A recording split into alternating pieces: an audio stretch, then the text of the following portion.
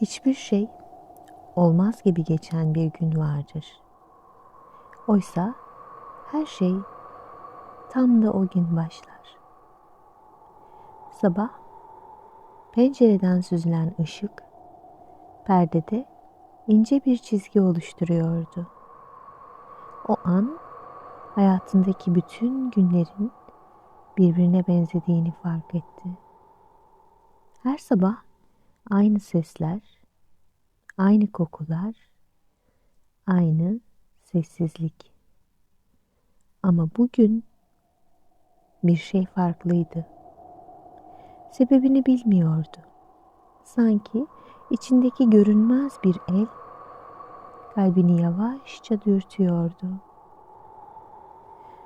Dur, artık gerçekten bir şeyleri duyman gerekiyor, diyordu. Elini kahve fincanına uzattı. Parmak uçlarında fincanın sıcaklığını hissetti. Ama içinin ısınmadığını fark etti. Bir yudum aldı, tadı aynıydı. Ama his farklıydı.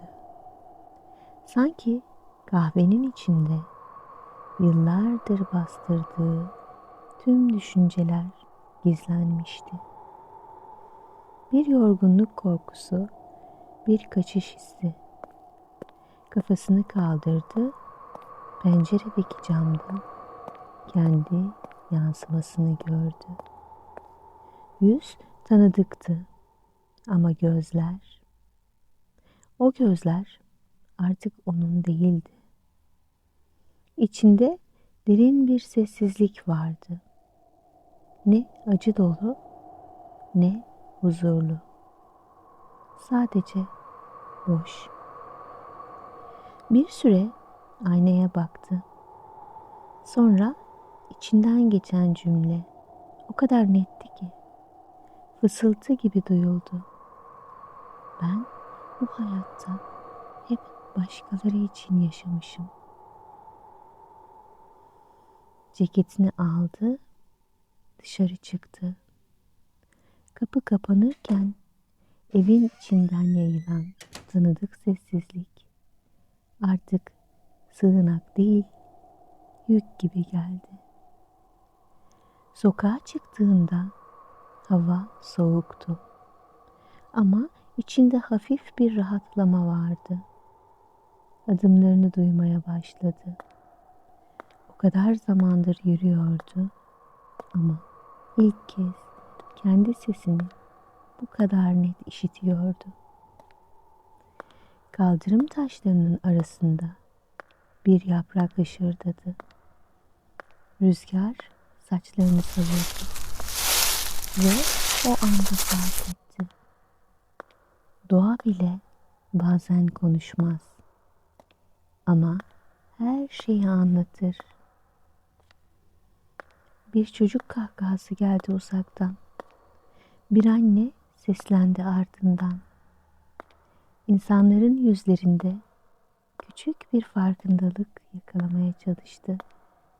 Ama kimsenin kimseye gerçekten bakmadığını fark etti. Belki de herkes biraz benim gibidir diye düşündü. Görünürde yaşıyor ama içinde kimse yok. Bir bank buldu, oturdu. Kafasını geriye yasladı.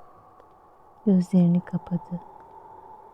O an hiçbir şey düşünmemeye karar verdi.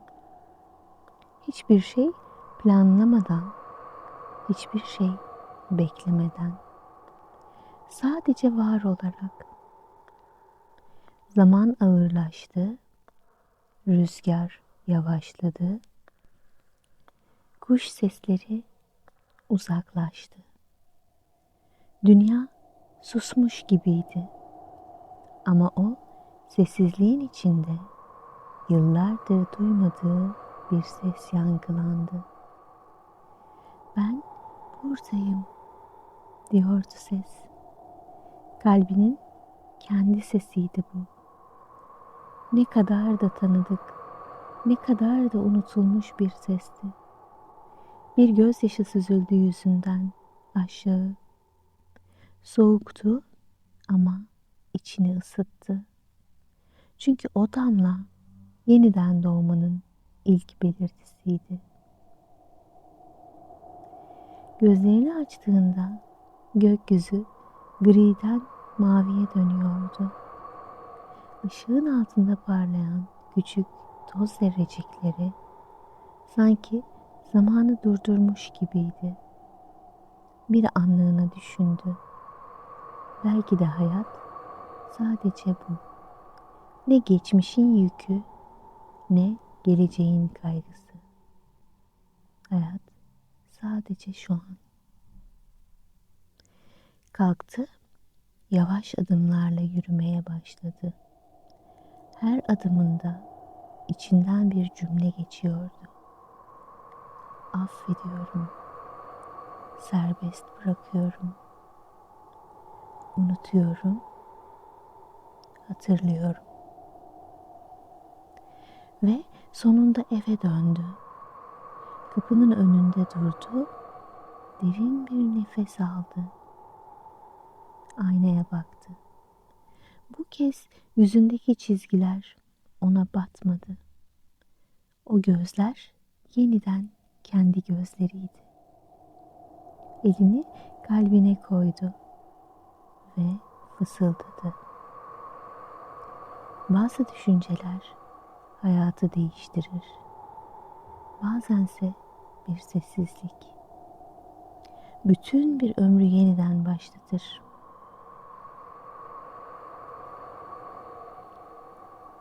Bazen en derin uyanışlar sessizlikten doğar.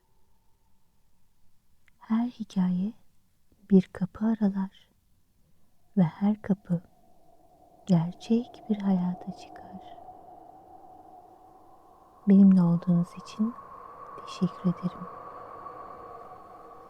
Bu hikayeyi beğendiyseniz kanalıma abone olmayı, videoları beğenmeyi ve yorum yapmayı unutmayın. İyi geceler diliyorum.